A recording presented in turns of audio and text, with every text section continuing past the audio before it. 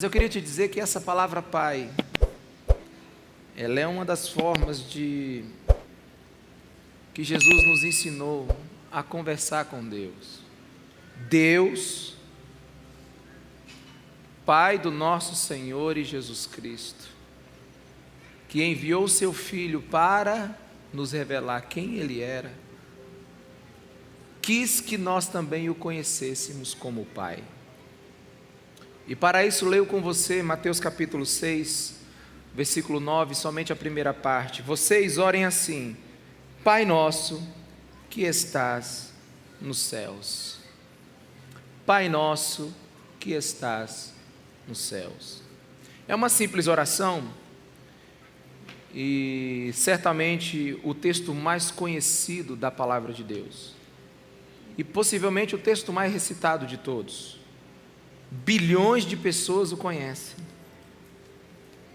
Mas a pergunta é: será que eles o entendem? Bilhões o recitam, mas será que eles oram? Aqui eu não acredito que Jesus apenas está nos ensinando uma oração. Eu creio que Jesus aqui está nos ensinando como orar. Como nos relacionar com Deus. A mitologia, ela ensina que a oração é a forma dos homens se encontrarem com os deuses. E então vem Jesus, perguntado em como nós devemos orar, ele responde: comecem orando assim: Pai nosso que estás nos céus. Ele não disse Deus nosso. Ele não disse Senhor nosso, ou o Todo-Poderoso nosso Deus que estás nos céus.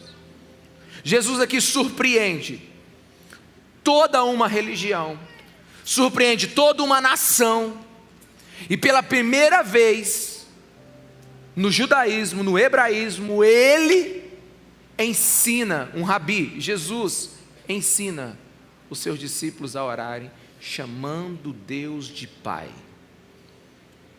E Jesus aqui, ele começa a revelar que o mais poderoso de todos os seres do universo, ele quer uma relação íntima, sem formalidade com seus filhos. Pai nosso que estás nos céus. Quantos repetem essa frase, mas poucos conseguem captar a profunda verdade escondida dela. Deus não quer, quando ele pede para Jesus nos ensinar isso, Deus não quer ser temido. Deus não quer que a gente tenha terror da sua presença. Deus quer que a gente não conheça o seu poder, mas conheça o seu amor. Deus não quer demonstrar poder, Deus quer sensibilidade. E uma das perguntas que eu me faço é: nós como igreja, você que está me ouvindo agora, ou que ouvirá essa mensagem em algum outro momento, você consegue derramar o seu coração diante de Deus em oração? Você consegue compartilhar com Deus suas frustrações, suas tristezas, suas alegrias, seus projetos? Você fala com Deus? Um escritor que eu gosto muito, A.W. Tozer, ele diz assim: você tem que orar até orar de verdade. Você tem que começar a orar até orar de verdade. Porque às vezes nós começamos a nossa oração meio que dispersos. Nós começamos a nossa oração cheia de formalidades. Mas Jesus, ele está nos chamando para uma intimidade com o Pai. E ele diz: fale com seu Pai, Pai nosso que estás no céu. E a pergunta que eu faço é: você já fez isso com Deus? Você por acaso inclusive já disse para Deus que não queria orar? Ou já disse para Deus assim: eu não estou com um pingo de paciência hoje de falar com o Senhor, mas eu estou tentando? Eu quero dizer que você já está fazendo talvez uma das suas orações mais verdadeiras. Quantos me entendem? Diga amém. Essa oração, ela é despida de formalidades. Bilhões de pessoas a recitam, mas quantos realmente a oram? A minha pergunta é se você consegue perceber com quem você fala, ou se você fala sozinho, ou se é mecânico. Durante muito tempo, alguns anos, eu acompanhei o meu filho Rafael nas peneiras que ele fazia, nos jogos de futebol, né? Acompanho meus filhos nos jogos escolares, e é comum, antes do jogo, todos eles se reunirem, né? Eu acho que você já viu isso. Aí eles oram Pai Nosso, todo mundo junto. E você já viu como é que eles oram? Pai nosso que está no céu, santificado seja o vosso nome, venha a nós o vosso reino, seja feita a tua vontade. Amém. Aí eles vão jogar. Aí eu fico perguntando, será que eles sabem o que fizeram? Ou será que só foi meramente uma repetição de palavras? Será que realmente nós entendemos o que Deus quer nos ensinar através de Jesus Cristo ao chamarmos Ele de Pai? E uma coisa eu aprendi: Deus pode ser Deus sozinho, mas não pode ser Pai sozinho. Deus conseguiria ser Deus sem ninguém, mas a partir do momento que Ele decidiu ser Pai, é necessário que Ele tenha filhos. E um dos direitos do filho é conhecer o seu pai. Até porque o remédio para a orfandade é o relacionamento com o Pai. Jesus nos ensinou a chamá-lo de Pai. Padre Vieira, ele diz assim: então, será que Deus é parecido com os homens? Ele mesmo responde: não. É o homem que é parecido com Deus. E é por isso que Deus, sendo o seu Criador, Ele o ensina a chamá-lo segundo a sua semelhança, a semelhança de Pai. E é na oração que Jesus nos ensina isso. Eu sou um homem muito prático, eu gosto de coisas que se resolvam rápido. A gente procura o melhor sistema para poder fazer um check-in do seu filho. No Kids a gente tem QR Code para tudo. Eu gosto de coisas rápidas, formulários que sejam alimentados de forma simples. Eu sou um homem prático. E uma vez eu conversando com Deus, eu falei: Deus, por que o Senhor não usa um método mais rápido conosco? Tipo assim, uma transmissão de dados. Que tal uma gravação de voz, Senhor? Um download, um e-mail. A gente está com um problema aí, a gente vai conversar com Deus, e Deus responde, aí você fica ali, e algumas vezes a gente tem sensação que Deus parece que está visitando outra pessoa, menos a gente. Só que quando eu estudei a oração, quando eu passei um tempo, nesses anos em que eu tento me relacionar com Deus da melhor maneira possível, eu aprendi que oração é diálogo. E é diálogo que a nossa alma precisa. E é na oração que a nossa alma encontra descanso e nem sempre resposta. Quantos me entendem, diga amém. Preste atenção, é na oração que a nossa alma encontra descanso e nem sempre resposta. Porque o mais importante da oração não é o resultado do que você pede, é o exercício de sua prática. Eu sou filho do meu pai há 45 anos de idade. E eu estava com meu pai hoje na hora do almoço. E eu saí daqui da igreja, 11h30 eu já estava com ele lá. E minha mãe preparou aquela feijoada do Dia dos Pais. E como minha mãe diz, não pode ter feijoada sem coca. E estamos lá todos nós, quebrando o jejum, atolando todas hoje. E eu passei mais ou menos 1 hora com meu pai na mesa. E eu voltei para casa, sabe o que eu lembrei? Eu não lembrei de nada que eu conversei com meu pai. Porque a partir do momento em que você gera uma maturidade com seu pai, a questão agora não é mais o assunto. A questão agora é a companhia. Quantos me entendem? Sabe, eu não estava aprendendo com ele naquela hora, e muito menos ensinando. Mas eu estava agora me relacionando com ele. Porque eu acho que é isso que filhos maduros fazem. É só aproveitar o pai. Sabe, meu pai, ele já tem 72 anos. Depois de um grande prato de feijoada, ele em 40 minutos, ele começa a dar umas apagadas. E então ele deu aquela cochilada e eu fui embora. E a gente nem se despediu. Sabe por quê? Porque chega um tempo em que o seu relacionamento com o seu pai, ele tem que quebrar o paradigma de ser um lugar de perguntas e respostas e de soluções e começar a ser um lugar de deleite, de prazer e de conversa. Amém, meus irmãos? Por isso que o Pai Nosso, ele não pode ser uma repetição de palavras. O Pai Nosso precisa ser uma reposição do nosso coração diante de Deus. E é interessante que Deus é Pai e é nosso.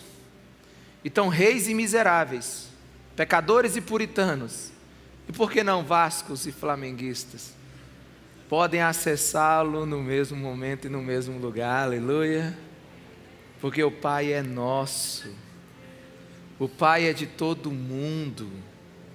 Bob Marley uma vez ele disse assim: os homens amam o poder e não o poder de amar, mas Deus é completamente diferente.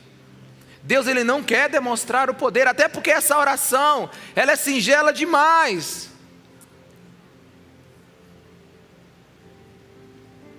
Ela é íntima demais. Pai nosso, que estás no céu. Eu descobri que alguns pais passam a vida inteira sem conseguir dizer eu te amo para os seus filhos e vice-versa. Eu percebo que existe uma faixa de Gaza entre alguns pais e alguns filhos, que eles não conseguem revelar o seu amor e seu coração. Conseguem revelar o cuidado, a preocupação, mas não conseguem revelar o amor. Talvez porque seu pai não ensinou, ou o pai do seu pai não ensinou, eu não sei. Mas quando eu olho a Bíblia e eu observo os ensinos de Jesus, a primeira coisa que eu aprendo com Jesus, o nosso Senhor, é que nós temos um Deus que Ele quer se relacionar como Pai, e se é Pai, ama e quer ser amado. Amém, meus irmãos? Deus, sendo Deus, não quer ser conhecido de outra maneira, a não ser como Pai. Eu sou pai de 3, e não sou pai apenas porque gerei esses seres humanos. Sou pai porque experimento com ele diálogos e reciprocidade. E sou pai porque sangraria pelos meus filhos. Deus é esse pai. Deus tem uma história de sangramento por nós naquela cruz. E o interessante é que a história às vezes é mais importante do que o discurso em si. Porque quando você olha a oração do Pai Nosso, ela não é uma oração com quantidade de palavras, até porque ela começa em Mateus 9 e acaba em Mateus 13. Mateus 6, 9, Mateus 9 a 13, pequenininha. Porque Jesus não está interessado em nos ensinar a quantidade de palavras, mas a condição de quem ora. Eu posso ouvir um amém, meus irmãos? Quantos já falaram com a boca Pai Nosso, mas quantos com o coração entenderam que realmente Deus é o seu Pai? E uma das coisas que eu tenho percebido, eu tenho estudado essa oração já há algum tempo, quem sabe a gente faz uma série de mensagens sobre elas para a gente aprender. Mas se você observar o texto anterior, Jesus pede que a gente vai para o nosso quarto em secreto e ore ao nosso Pai em secreto, que Ele nos responderá. Então você vai para o seu quarto, amém? Orar para o Pai que é nosso. Só que o quarto é seu, mas a casa é dele, amém, meus irmãos?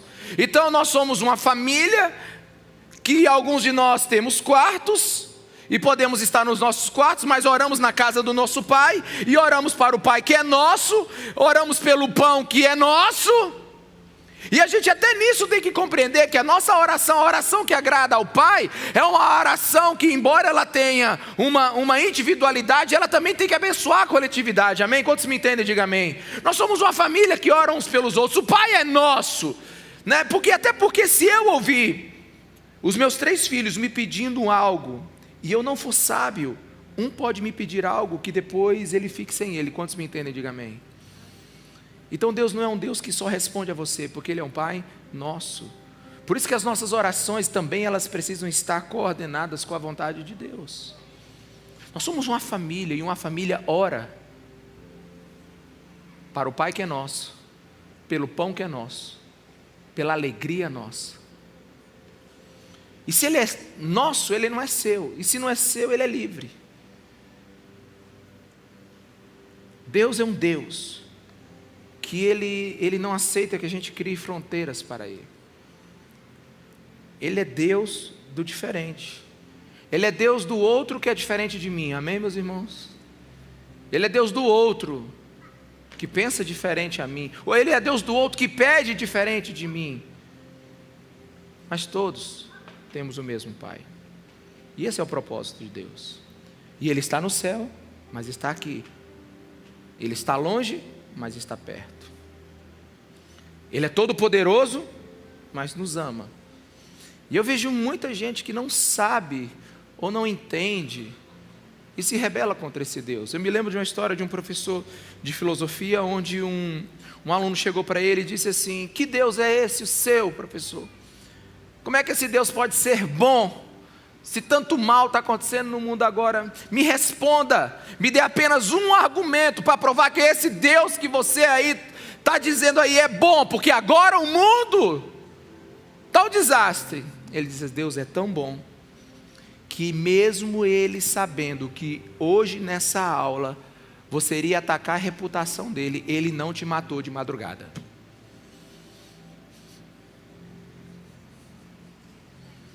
Deus é bom. Deus nos ama. Você já viu gente que fala assim: eu não acredito que Deus existe.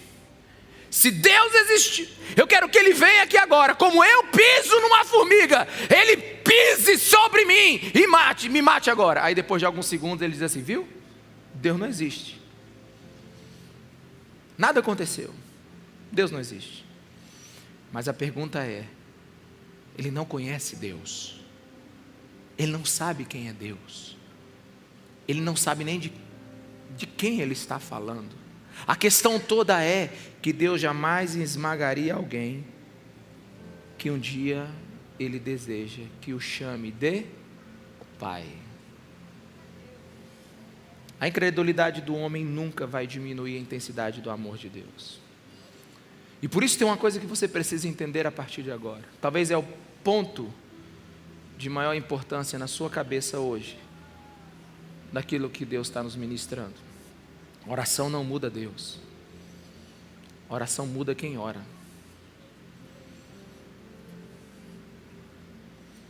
Eu estou aprendendo que a oração não move a mão de Deus, que a oração move a minha mão para se mover como Deus a quer. Quantos me entendem? Diga amém. Quando oramos, mudamos ao ponto de Deus encontrar em nós um lugar para que as suas orações sejam respondidas, para que seus desejos sejam restaurados. Logo, a oração não muda Deus, a oração nos muda. Tem uma história de Brennan Manning, em um dos seus livros, quando ele ainda era padre. Ele disse que encontrou uma freira, o nome dela era Mary. E ele falou sobre a bondade de Deus, sobre o amor de Deus. E quando terminou a sua palestra, Mary foi chorando para ele e disse assim: eu odeio meu pai.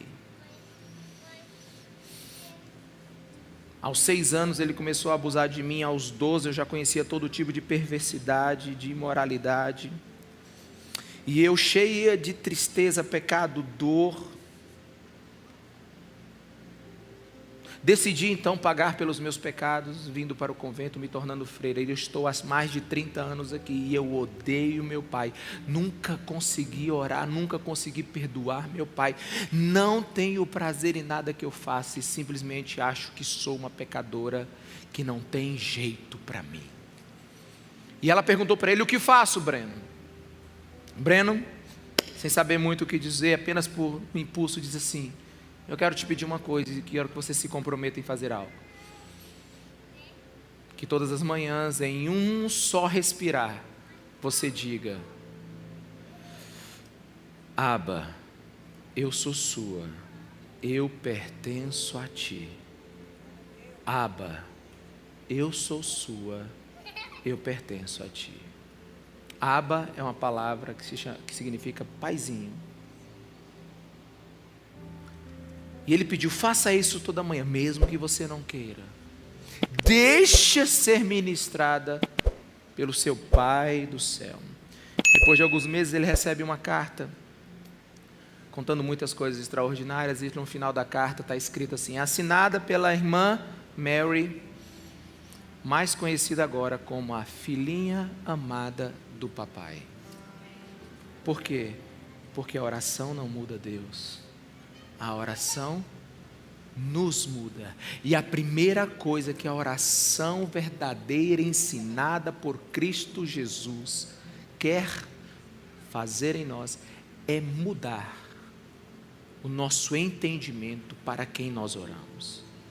Ela parece ser frágil, ela parece ter palavras simples, mas ela é poderosa ao ponto de mudar e estilhaçar toda dor, toda tristeza e toda religiosidade. E eu termino por onde começo. Jesus diz assim: orem, falando Pai Nosso. E enquanto eu estudava esse texto, eu falei assim: como Jesus tem coragem de autorizar meros mortais, pecadores, rebeldes, essa humanidade decaída, a se direcionar ao Deus Santo, poderoso, ao Deus único e verdadeiro, e chamar Ele de Pai? Quem é Jesus para dar essa intimidade? Os profetas tremiam diante de Deus. Daniel caiu quase que desmaiado. Isaías no capítulo 6 diz: ai de mim que vi o Senhor. Ezequiel se tremeu. Todos os profetas, eles tinham dificuldade até de olhar para o céu. E agora vem Jesus e diz que uma humanidade caída, homens pecadores como nós, podemos chegar no trono de Deus e dizer: Pai. Sob que condições Jesus nos ensina isso? E por que somente agora isso é possível? Um dos textos que mais que geraram tristezas no meu coração, esse texto foi muito triste porque eu me coloquei na situação de Jó. Uma vez eu estava muito triste, eu falei assim: eu quero conhecer alguém que estava triste na Bíblia. Jó estava triste, vou estudar o livro de Jó. Me lembro que eu passei o dia inteiro, juntando as minhas feridas com a de Jó. Mas teve um texto em Jó que me espantou, porque Jó, diante da complexidade da sua vida, de seu pecado, diante daquilo que ele achava que ele é bom, e depois que ele descobriu que ele era tão mal, ele escreveu algo que realmente mexeu comigo. Jó 9:29, diz assim: eu não quero só que você leia comigo, eu quero que você pense nesse texto. Uma vez que já fui considerado culpado, Jó falando, por que deveria eu lutar em vão? Deus já me disse que eu sou culpado. Mesmo que eu lavasse com sabão e limpasse as minhas mãos com soda de lavadeira, tu me atirarias num poço de lodo, para que até as minhas roupas me detestassem. Jó está dizendo: eu sei quem eu sou. Aí agora ele fala de Deus: ele não é homem como eu, para que eu lhe responda e nos enfrentemos em juízo. Se tão somente houvesse alguém para servir de árbitro entre nós, para impor as mãos sobre nós dois, alguém que me afastasse, alguém que afastasse de mim a vara de Deus, para que o seu terror não mais me assustasse, então eu falaria sem medo. Mas esse não é o caso. Jó está dizendo assim: eu sei quem eu sou, eu sei quem Deus é, não dá para a gente ficar junto no mesmo lugar. Eu estou completamente julgado já pela santidade de Deus. Ele é bom demais para mim. E só para você entender melhor, na paráfrase da mensagem, diz assim: Deus não é homem que nem eu, Jó dizendo. Ele não é um igual para que eu o enfrente no tribunal. Como eu gostaria que existisse um árbitro que servisse de mediador, que pudesse quebrar a força mortal de Deus sobre mim e me libertar desse terror para eu poder respirar outra vez. Então ergueria a voz e apresentaria meu caso corajosamente. Mas como as coisas estão, não há nenhuma chance. Jó está dizendo: não é possível eu me relacionar com Deus. E aí vem Jesus e diz: você não vai chamar Ele mais de Deus nos céus, você vai chamar Ele de seu Pai nos céus. Sabe qual é o problema de Jó? O problema de Jó é que ele não tinha Jesus. Não da forma que ele pudesse enxergar. Sabe qual era o problema de Jó? É que ele pediu um mediador e não encontrou. Sabe qual era o problema de Jó? É que ele não enxergou que existia um que era capaz de acirrar a ira do Deus Santo e do homem que pecou e se rebelou contra ele. Aí Jesus, em João 12, 23, diz assim: chegou a hora de ser glorificado o Filho do Homem. Ou seja, chegou a hora de Deus me glorificar. Digo verdadeiramente que se o grão de trigo não cair na terra e não morrer, continuará ele só. Mas se morrer, dará muito fruto. Sabe o que Jesus está dizendo? Chegou a hora de eu morrer. Porque o objetivo do grão de trigo não é ser grande. O objetivo do grão de trigo é ser muitos. A vocação do grão de trigo não é ser gigantesco. A vocação do grão de trigo é ser milhares. Então um grão de trigo chamado Jesus Cristo morre na cruz pelos nossos pecados, para que o primogênito de Deus seja o primeiro dos milhões e milhões de filhos de Deus que serão gerados pela sua morte. Então aqui a gente precisa entender algo. A morte e a ressurreição de Jesus Cristo foi a ponte que nós precisávamos para chamar Deus de Pai. João 14, 2 diz que na casa do meu pai há o que? Muitas moradas. Faltava filhos. Tem muitos aposentos, mas só falta filhos. Então quando você lê aqui, volta o tema da mensagem aqui, um pai para todos. Não esqueça o que eu vou dizer agora. Deus é um pai para todos, mas agora Deus não é um pai de todos.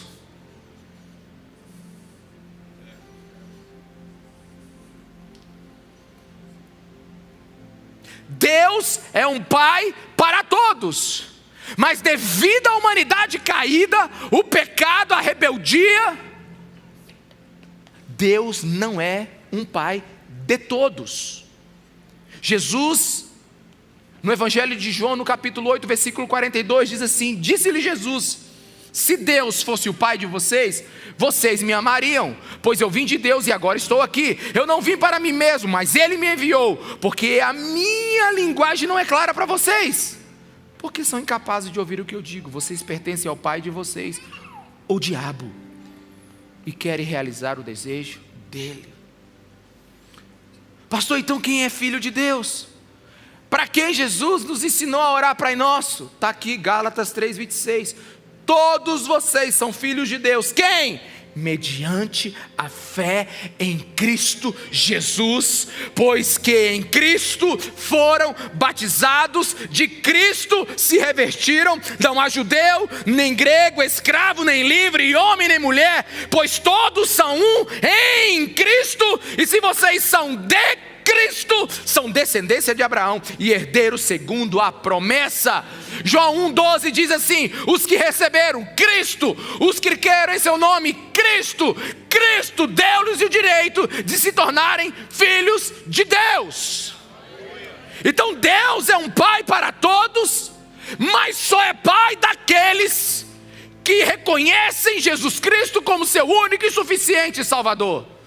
Jesus nos traz de volta para a nossa paternidade. Até porque, olha para mim, na Bíblia só tem filhos adotivos. Alguém está me entendendo aqui? Diga amém. Na Bíblia só tem filhos adotivos. Só tem um unigênito. Todos os restantes são adotivos. E só tem um jeito de você entrar na família de Deus. É por Jesus Cristo de Nazaré. E o Deus que nós amamos é o Deus que é Pai do nosso Senhor e Salvador Jesus Cristo. Ele é o unigênito de Deus, o único, mas o primogênito, primeiro de muitos irmãos. Por isso que quando o grão de trigo morreu, uma lavoura de filhos de Deus começou a nascer. E nós estamos aqui por causa do sacrifício de Jesus. Pastor, então o que você está dizendo? Quem é de Deus, quem não é, quem é filho do diabo? Não estou dizendo nada, é a Bíblia.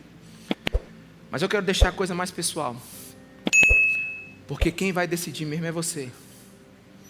Romanos 8,16 diz assim: quem sabe mesmo se você é filho de Deus é você, porque o próprio Espírito testemunha ao nosso Espírito que somos filhos de Deus.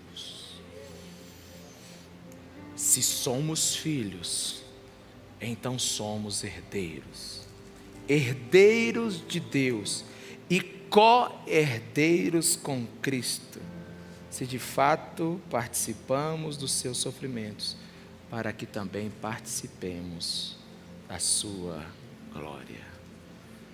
Então a grande pergunta agora não é se eu acho que você é se você é filho de Deus. Porque Deus é um pai para todos, mas só é pai daqueles que aceitam o seu filho como Senhor e Salvador.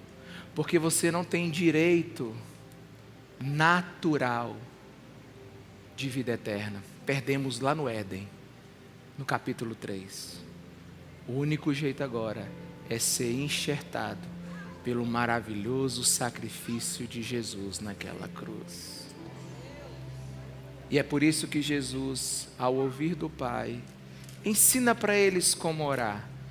Ele disse: eu sei que eles podem orar: Pai, porque eu vou trazê-los de volta ao Éden, ao lugar que nunca deveriam ter saído.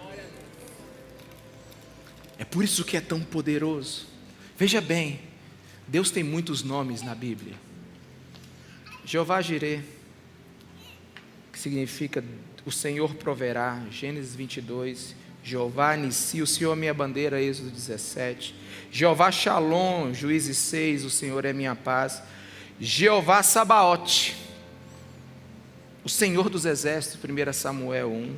Jeová Makadesen, que significa o Senhor que te santifica, Êxodo 31.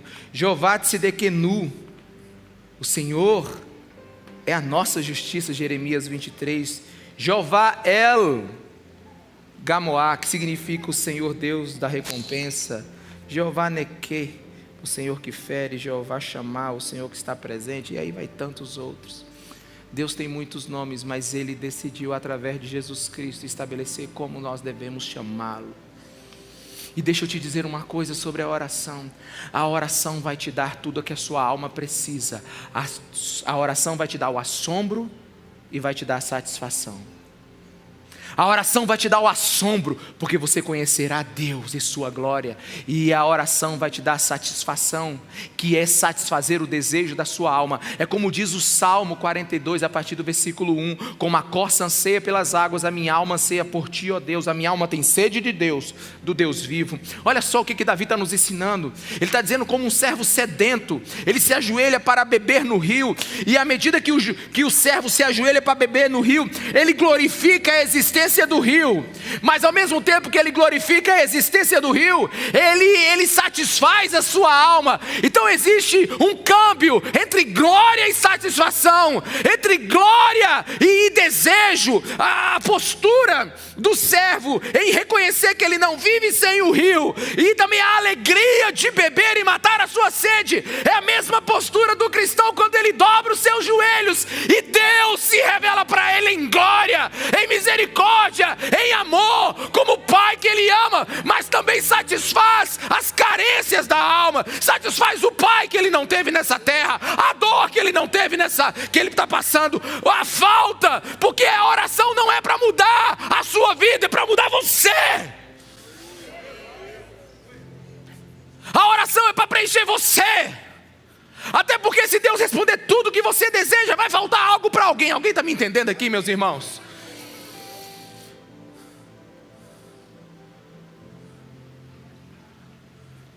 E não há nada mais profundo, pleno, e que preenche mais do que a presença, do que o peso da presença. É por isso que os grandes homens de Deus são aqueles que têm muito do céu, e se tem muito do céu, precisa um pouco da terra. É por isso que os grandes homens de Deus, as grandes mulheres de Deus, eles são homens de quarto e não homens de altar. É por isso que aquilo que todo mundo vê sempre é reflexo daquilo que ninguém vê. É por isso que quem ora sempre tem um sorriso no rosto, mesmo que a situação seja crítica. Alguém está me entendendo? Diga amém. E não que a gente idolatre o sofrimento, mas, meus irmãos, você quer saber onde é que o cristianismo mais brilha? É na noite mais escura. E é só um lugar de oração que te dá isso. É um lugar onde você conhece Deus como Pai, como seu Senhor, como seu Salvador. Talvez seja por isso que Jesus, em João capítulo 14, diz para a mulher assim. Ela fala assim: me dá dessa água, eu estou precisando tanto dessa água, a minha vida está precisando tanto dessa água, nossa, eu estou passando tanta necessidade, olha, nossa, Jesus, me dá dessa água. Aí Jesus fala assim: a água que o poço vai te dar, vai voltar a te dar sede, mas a água que eu tenho, essa lhe basta. Ela diz: quem é você? Quem é você para dar-nos água maior do que o nosso pai Jacó? Aí Jesus: mulher, se tu soubesses quem eu sou, você oraria para mim e beberia do que eu tenho. Se tu soubesses quem eu sou. Se nós soubéssemos quem Deus é, nós mudaríamos a nossa vida. Nós iríamos para o nosso quarto de oração. Agora deixa eu te explicar um dos motivos que a gente não vai para o quarto de oração. É porque muitos de nós acham que eu e Deus, você e Deus, num quarto é pouca gente. Não dá para resolver muita coisa. É melhor na multidão. É melhor. Alguém está me entendendo? É muito pouca gente. Tem gente que acha que Deus vai fazer maravilhas quando ele estiver na plataforma, quando ele estiver em execução, quando ele estiver em ação. Não, Deus primeiro te pede privação. Amém, meus irmãos? Alguém está me entendendo? Deus te pede privação. Deus te pede um lugar para ouvir a voz dele. Deus te pede um lugar para você conhecer ele como Pai. Deus te pede para você ser co-herdeiro com Cristo, ou seja, ter certeza que nada vai lhe faltar e que no final tudo vai ficar bem. Amém? Quer acabar com a ansiedade? Conheça o Pai que tem. Porque se você soubesse, você pediria. Esses dias eu estava assistindo filmes que fazem minha fé aumentar. O Retorno do Superman. Não, era o Homem de Aço. É porque eu era o próximo, né? Aí tem uma cena do Homem de Aço que mexe muito comigo. É que o Clark Kent, ele está novinho, está dentro do ônibus. E o ônibus está afundando. E ninguém pede ajuda para ele. Por que ninguém pede ajuda para ele? Porque ninguém sabe que ele é o Superman. Porque ninguém sabe que ele é o cara. Aí ele mesmo toma as providências e tira o ônibus de dentro do rio. Eu acho que a vida da gente, às vezes assim, o Clark Kent está dentro do ônibus da vida da gente, e a gente não está orando, porque a gente não sabe que ele é o Superman. Deus é Pai, está do nosso lado, a gente encontra ele no nosso quarto, e a gente fica ainda caçando conversa em outro lugar para satisfazer a nossa alma. Existe uma maneira de você abrandar esse mundo louco. Por isso eu quero que você descomplique sua oração. Fique em pé no seu lugar. Fique em pé no seu lugar. Olha para mim. Fica aqui comigo ainda. Descomplique a sua oração. Presta atenção. Fale assim com ousadia para o seu irmão. Em pé ou sentado? De joelho também pode, diga para ele. De pijama ou de calça? Ore. Pare de ficar complicando a sua oração.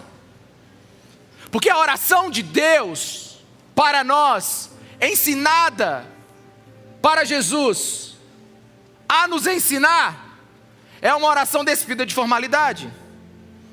Resista à necessidade de complicar a oração. Se eu pedisse a algum de vocês para terminar a oração aqui, para terminar o culto, você viria andando nesse corredor e falando assim: o que eu vou dizer? Porque você estaria preocupado com que palavras você vai usar. E preste atenção, Senhor, nos ensina a orar. Nós queremos falar com o Criador do universo, com aquele que criou todas as coisas. Ele diz, chama Ele de Pai. Meu Deus, tem coisa mais simples. Porque não é vocabulário que impressiona Deus, não é lugar que impressiona Deus, é o coração como você se achega a Ele. Meus irmãos, seja em Israel, seja no Muro das Lamentações, seja em cima de uma montanha, seja no meio de uma rua, num bar, seja no teu quarto, seja debaixo de uma cama, seja no quintal da casa, seja varrendo o chão, seja assinando um contrato. Deus não quer luxo, Deus não quer sofisticação, Deus quer acessibilidade. Ele quer que você o encontre como Pai. É por isso que nós temos uma igreja órfã, uma igreja que o púlpito tem que dar, não o pai, mas tem que dar o celular que está faltando, a casa que está faltando. Porque onde tem a ausência do pai, o pai não é presente, ele começa a dar presente. Alguém está me entendendo? Diga amém. Porque mais importante do que o pai dar presente é a presença. Mas não apresentam mais Deus como pai. Apresentam uma igreja que tem que simplesmente, Deus tem que ser uma loja de departamentos com tudo. Mas o que você precisa não é do que Deus vai te dar, você precisa de quem Deus é. Ele é Pai. E de verdade, sem menosprezar a sua dor, sem menosprezar a sua falta. Hoje é um dia de emoções difusas, confusas. Tem gente que tem pai, tem gente que não tem. Tem gente que graças a Deus que o pai foi embora porque não foi bom. Tem gente que morre de saudade do pai. Tem gente que não foi um pai tão bom, vai ser a partir de agora. Tem gente que é um pai maravilhoso, é uma confusão. Mas Deus deu uma solução completa para isso. É a presença dEle em nosso meio. Ele te supre, Ele te completa. Deus é Pai, fala com Ele. Sabe, eu me lembro algumas vezes que o Leonardo entrou chorando no meu escritório. Leonardo é meu filho mais novo. Então ele tem a diferença de 3 anos para o Gustavo e de 4 anos para o Gustavo e de 7 anos para o Rafael. Então ele sempre teve problema, assim, tipo assim, os outros sempre dominavam o terreno. Agora que ele está mudando o jogo. Mas várias vezes ele entrou chorando lá no meu escritório, enquanto eu preparava a mensagem, ou estava orando. Eu não sei se na sua casa é assim, mas na minha casa tem um problema terrível, um mistério. É que os carregadores de celular e de tablet, eles são arrebatados diariamente. Eles se dissolvem. Alguns voltam, outros nunca mais. E eu me lembro que o Leonardo um dia chegou chorando e disse: pai, deixa eu usar uma hipérbole aqui, meu mundo está acabando, só tem 3%. Logo, logo, toda a minha vida vai entrar num terrível vazio. E o dos meus irmãos estão em 50% ainda, pai. E eu então deixo de preparar a mensagem para o culto de domingo, de orar para saber o que eu vou dizer, de abro mão de tudo, me levanto do meu lugar e então vou ser juiz diante desses 3 irmãos. E eu pego o primeiro, 52%, e esse tem 51%. Tira e ele, pai, eu digo, bote nesse. E o Léo senta no sofá, descansando, porque o mundo dele vai sobreviver. Mas eu era o último recurso da vida dele. Guardando todas as proporções. O seu mundo não vai aguentar se você não souber que Deus é seu Pai. Você precisa ter uma experiência com o Abba Pai. Você precisa experimentar do quente, denso amor de Deus sobre o seu coração.